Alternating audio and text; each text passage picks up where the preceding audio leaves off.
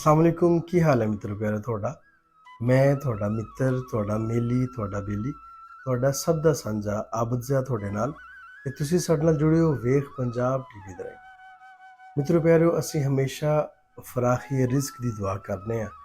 ਅਸੀਂ ਰਿਜ਼ਕ ਦੀ ਤਲਾਸ਼ ਦੇ ਵਿੱਚ ਬੜਾ ਫਿਰਨੇ ਆ। ਅਸੀਂ ਰਿਜ਼ਕ ਦੀ ਤਲਾਸ਼ ਵਾਸਤੇ ਬੜੀਆਂ ਜਗ੍ਹਾ ਤੇ ਜਾਂਦੇ ਆ। ਅਸੀਂ ਮੁਲਕਾਂ ਤੋਂ ਵੀ ਦੂਰ ਜਾਂਦੇ ਆ। ਆਪਣੇ ਬੀਵੀ ਬੱਚੇ ਘਰ-ਬਾਰ ਸਾਰਾ ਕੁਝ ਛੱਡਨੇ ਆ ਤੇ ਅਸੀਂ ਚਾਹੁੰਦੇ ਹਾਂ ਕਿ ਸਾਡੇ ਕੋਲ ਵੱਡੀ ਗੱਡੀ ਹੋਵੇ, ਵੱਡਾ ਘਰ ਹੋਵੇ ਤੇ ਹਰ ਆਸਾਇਸ਼ ਮੌਜੂਦ ਹੋਵੇ, ਖੁੱਲ੍ਹਾ ਪੈਸਾ ਹੋਵੇ। ਅਸੀਂ ਇਹਨੂੰ ਰਿਜ਼ਕ ਕਹਿੰਦੇ ਹਾਂ। ਅਸੀਂ ਕਹਿੰਦੇ ਹਾਂ ਕਿ ਯਾ ਅੱਲਾ ਸਾਨੂੰ ਵਸੀਅ ਰਿਜ਼ਕ ਅਤਾ ਫਰਮਾ। ਇਹ ਰਿਜ਼ਕ ਹੈ ਪਰ ਸਿਰਫ ਇਹੀ ਰਿਜ਼ਕ ਨਹੀਂ ਹੈ। ਰਿਜ਼ਕ ਦੇ ਵਿੱਚ ਹੋਰ ਢੇਰ ਸਾਰੀਆਂ ਚੀਜ਼ਾਂ ਸ਼ਾਮਲ ਨੇ। ਤੁਹਾਡੇ ਚੰਗੇ ਦੋਸਤ ਜਿਹੜੇ ਨੇ, ਤੁਹਾਡੇ ਮਿੱਤਰ ਪਿਆਰੇ ਜਿਹੜੇ ਨੇ, ਉਹ ਵੀ ਤੁਹਾਡਾ ਰਿਜ਼ਕ ਹੈ। ਤੁਹਾਡੀ ਔਲਾਦ ਵੀ ਤੁਹਾਡਾ ਰਿਜ਼ਕ ਹੈ। ਤੁਹਾਡੇ ਭੈਣ ਭਾਈ ਵੀ ਤੁਹਾਡਾ ਰਿਜ਼ਕ ਹੈ। ਤੁਹਾਨੂੰ ਕਿਸੇ ਜਗ੍ਹਾ 'ਤੇ ਇੱਜ਼ਤ ਮਿਲ ਜਾਣਾ ਉਹ ਵੀ ਤੁਹਾਡਾ ਰਿਜ਼ਕ ਹੈ। ਤੁਹਾਨੂੰ ਕਿਸੇ ਜਗ੍ਹਾ 'ਤੇ ਪਜ਼ੀਰਾਈ ਮਿਲਣਾ ਉਹ ਵੀ ਤੁਹਾਡਾ ਰਿਜ਼ਕ ਹੈ। ਤੁਹਾਨੂੰ ਕਿਸੇ ਜਗ੍ਹਾ 'ਤੇ ਸ਼ੋਹਰਤ ਮਿਲਣਾ ਉਹ ਵੀ ਤੁਹਾਡਾ ਰਿਜ਼ਕ ਹੈ। ਰਿਜ਼ਕ ਦੇ ਵਿੱਚ ਬੇਸ਼ੁਮਾਰ ਚੀਜ਼ਾਂ ਨੇ। ਸਾਡਾ ਕਨਸੈਪਟ ਹੀ ਕਲੀਅਰ ਨਹੀਂ ਹੈ। ਅਸੀਂ ਸਿਰਫ ਆ ਸਮਝਦੇ ਹਾਂ ਕਿ ਸ਼ਾਇਦ ਪੈਸਾ ਇਕੱਠਾ ਕਰਨਾ ਆਹੀ ਰਿਜ਼ਕ ਹੈ। ਐਸੇ ਵਾਸਤੇ ਅਸੀਂ ਪੈਸੇ ਦੇ ਪਿੱਛੇ ਦੌੜ ਲਾਈ ਹੈ। ਅਸੀਂ ਬਾਕੀ ਸਾਰੀਆਂ ਸ਼ੈਵਾਂ ਨੂੰ ਪਿੱਛੇ ਛੱਡ ਦਿੱਤਾ ਹੈ ਤੇ ਸਿਰਫ ਪੈਸੇ ਦੇ ਪਿੱਛੇ ਦੌੜ ਲਾਈ ਹੈ। ਇੱਕ ਰਿਜ਼ਕ ਨੂੰ ਹਾਸਲ ਕਰਨ ਵਾਸਤੇ ਅਸੀਂ ਕਈ ਰਿਜ਼ਕ ਦਾਅ ਤੇ ਲਾ ਦਿੰਦੇ ਹਾਂ। ਅਸੀਂ ਕਈ ਰਿਸ਼ਤੇ ਗਵਾ ਦਿੰਦੇ ਹਾਂ। ਅਸੀਂ ਕਈ ਦੋਸਤਾਂ ਨੂੰ ਛੱਡ ਦਿੰਦੇ ਹਾਂ। ਅਸੀਂ ਆਪਣੇ ਮਾਂ ਪਿਓ ਦੀ ਕੇਅਰ ਨਹੀਂ ਕਰਦੇ। ਅਸੀਂ ਆਪਣੀ ਔਲਾਦ ਨੂੰ ਭੁੱਲ ਜਾਂਦੇ ਹਾਂ।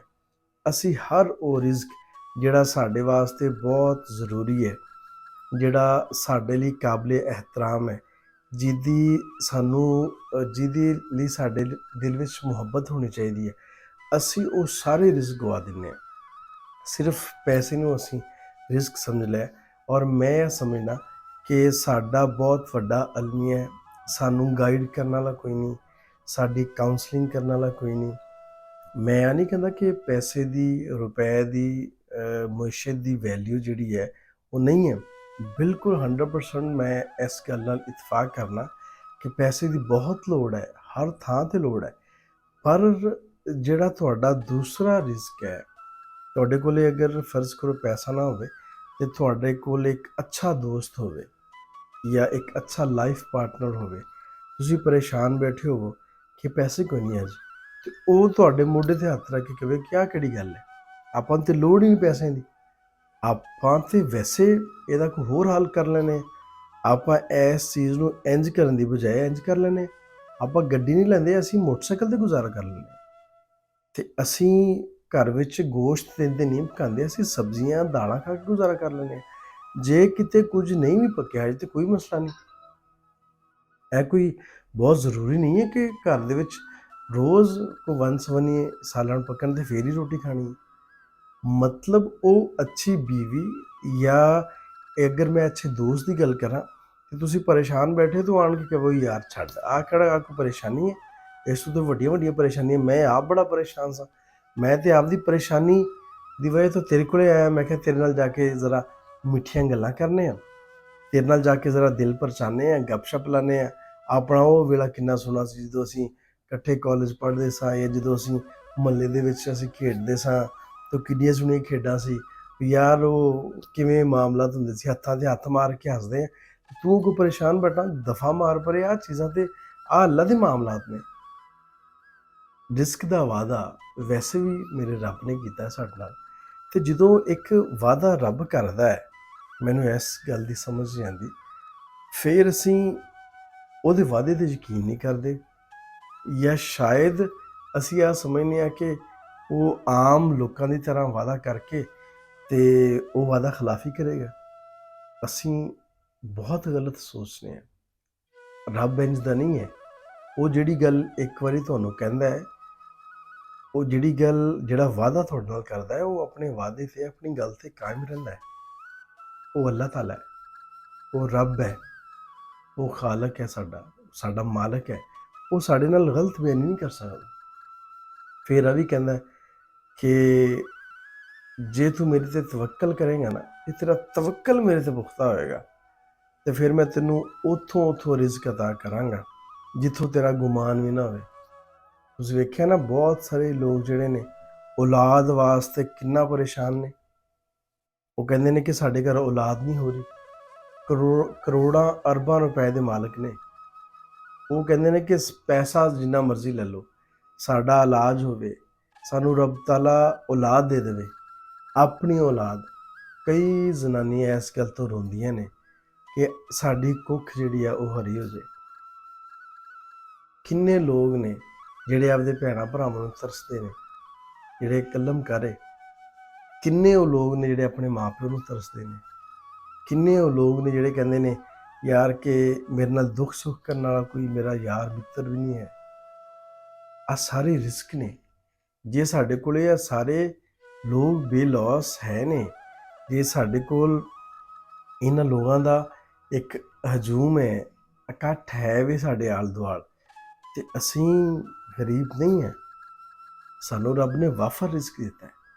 ਮੈਂ ਨਹੀਂ ਕਹਿੰਦਾ ਕਿ ਤੁਸੀਂ ਰੁਪਏ ਪੈਸੇ ਵਾਸਤੇ ਜਾਂ ਇਹਦੇ ਵਾਸਤੇ ਦੁਆ ਨਾ ਕਰੋ ਰੱਬ ਕੋਲ। ਆਪਦੀਆਂ ਜ਼ਰੂਰਤਾਂ ਪੂਰੀਆਂ ਕਰਨੀਆਂ ਨੇ, ਰੱਬ ਦੇ ਅੱਗੇ ਆਪਦੇ ਮਸਾਇਲ ਰੱਖਣੇ ਚਾਹੀਦੇ ਨੇ। ਉਹਦੇ ਕੋਲ ਹੀ ਲੈਣਾ, ਉਹਦੇ ਕੋਲ ਹੀ ਮੰਗਣਾ ਕਿ ਯਾ ਅੱਲਾ ਮੈਨੂੰ ਫਲਾਂ ਸ਼ੈ ਦੀ ਲੋੜ ਹੈ, ਮੈਨੂੰ ਕਿਸੇ ਦੇ ਅੱਗੇ ਨਾ ਹੱਥ ਫੈਲਾਣਾ ਪਵੇ, ਮੇਰਾ ਪਰਦਾ ਫਾਸ਼ ਨਾ ਕਰੀ, ਮੈਂ ਤੇਰੇ ਅੱਗੇ ਰਿਕੁਐਸਟ ਕਰਨਾ, ਮੇਰੀ ਤੇਰੇ ਅੱਗੇ ਅਰਜ਼ੋਈ ਹੈ ਔਰ ਤੂੰ ਹੀ ਮੇਰੇ ਇਸ ਮਸਲੇ ਦਾ ਹੱਲ ਕਰ ਸਕਣਾ। ਅੱਲਾਹ ਤਾਲਾ ਉਹ ਰਿਜ਼ਕ ਵੀ ਦੇ ਦੇਗਾ। ਪਰ ਜਿਹੜਾ ਪੈਸੇ ਦੀ ਹਵਸ ਦੇ ਵਿੱਚ ਜਾਂ ਪੈਸੇ ਨੂੰ ਹਾਸਲ ਕਰਨ ਵਾਸਤੇ ਅਸੀਂ ਬਾਕੀ ਰਿਜ਼ਕ ਦੀ ਬੇਕਦਰੀ ਕਰਦੇ ਹਾਂ, ਉਹ ਸਾਨੂੰ ਨਹੀਂ ਕਰਨੀ ਚਾਹੀਦੀ। ਸਾਨੂੰ ਚਾਹੀਦਾ ਹੈ ਕਿ ਅਸੀਂ ਆਪਣੇ ਨਾਲ ਜੁੜੇ ਹੋਏ ਲੋਕਾਂ ਦੀ ਕਦਰ ਕਰੀਏ, ਅਸੀਂ ਆਪਣੇ ਨਾਲ ਜੁੜੇ ਹੋਏ ਰਿਸ਼ਤਿਆਂ ਦੀ ਕਦਰ ਕਰੀਏ, ਅਸੀਂ ਸਾਰੇ ਰਿਜ਼ਕ ਦਾ ਸ਼ੁਕਰਾਨਾ ਅਦਾ ਕਰੀਏ। ਜਦੋਂ ਅਸੀਂ ਸ਼ੁਕਰਾਨਾ ਅਦਾ ਕਰਾਂਗੇ ਨਾ, ਤਾਂ ਰੱਬ ਢੇਰ ਦੇਗਾ। ਅਸੀਂ ਰੱਬ ਦਾ ਸ਼ੁਕਰ ਅਦਾ ਕਰਨੇ ਤੇ ਰੱਬ ਹੋਰ ਸਾਨੂੰ ਦਿੰਦਾ। ਅਸੀਂ ਸ਼ੁਕਰ ਅਦਾ ਕਰਨੇ, ਉਹ ਹੋਰ ਦਿੰਦਾ। ਤੇ ਜਿਹੜਾ ਰੱਬ ਇੰਨਾ ਗਫੂਰ ਰਹੀਮ ਹੋਵੇ, ਜਿਹਦਾ ਸ਼ੁਕਰ ਕਰੋ ਤੇ ਉਹ ਨਵਾਜ਼ੀ ਜਾਵੇ, ਹੋਰ ਸਾਨੂੰ ਕੀ ਚਾਹੀਏ। ਇੱਕ ਚੀਜ਼ ਹੋਰ ਵੀ ਹੈ, ਰਿਜ਼ਕ ਜਿਹੜਾ ਨਾ, ਉਹ ਅਸੀਂ ਕਹਿੰਦੇ ਕਿ ਵੱਧ ਨਹੀਂ ਰਿਹਾ, ਸਾਡੇ ਕੋਲ ਇਹ ਰਿਜ਼ਕ ਫਰਾਖ ਨਹੀਂ ਹੋ ਰਿਹਾ। ਰਿਜ਼ਕ ਵੰਡਣ ਨਾਲ ਨਾ ਬਹੁਤਾ ਹੁੰਦਾ ਹੈ। ਜੇ ਅਸੀਂ ਕਹੀਏ ਨਾ ਕਿ ਮੇਰੇ ਕੋਲ ਅੱਜ 1 ਲੱਖ ਹੈ, ਅੱਜ 10 ਲੱਖ ਹੋ ਜਾਏ, ਹੁਣ ਕੱਲ ਜਿਹੜਾ ਹੈ ਉਹ ਮੇਰੇ ਕੋਲ 20 ਲੱਖ ਹੋ ਜਾਏ, ਫਿਰ 1 ਕਰੋੜ ਹੋ ਜਾਏ, ਫਿਰ 10 ਕਰੋੜ ਹੋ ਜਾਏ, ਉਹ ਠੀਕ ਨੇ। ਪਰ ਜਦੋਂ ਅਸੀਂ ਵੰਡਣਾ ਸ਼ੁਰੂ ਕਰਦੇ ਹੈਗੇ ਨਾ, ਜਦੋਂ ਅਸੀਂ ਜ਼ਰੂਰਤਮੰਦਾਂ ਨੂੰ ਆਪਣੇ ਨਾਲ ਜੁੜੇ ਹੋਏ ਜਿਹੜੇ ਦੂਸਰੇ ਰਿਜ਼ਕ ਨੇ, ਉਹਨਾਂ ਦੀ ਅਸੀਂ ਮਾਲੀ ਇਮਦਾਦ ਸ਼ੁਰੂ ਕਰ ਦਿਆਂਗੇ, ਫਿਰ ਦੇਖਿਆ ਜੇ ਰਿਜ਼ਕ ਦੀਆਂ ਲਹਿਰਾਂ ਬਹਿਰਾਂ ਕਿਵੇਂ ਹੁੰਦੀਆਂ। ਫਿਰ ਉੱਥੋਂ ਆਉਂਦਾ ਜਿੱਥੋਂ ਸਾਡਾ ਗੁਮਾਨ ਵੀ ਨਹੀਂ ਹੁੰਦਾ। ਇਸ ਲਈ ਜੋ ਰਿਜ਼ਕ ਰੱਬ ਨੇ ਅਤਾ ਕਰਤਾ, ਉਹਦਾ ਢੇਰ ਸ਼ੁਕਰ ਅਦਾ ਕਰੋ। ਫਿਰ ਦੇਖੋ ਕਿ ਫਰਾਖੀ ਰਿਜ਼ਕ ਕਿਵੇਂ ਆਉਂਦਾ, ਤੇ ਆਪਣੇ ਰਿਜ਼ਕ ਦੇ ਵਿੱਚੋਂ ਅੱਗੇ ਵੰਡੋ ਵੀ।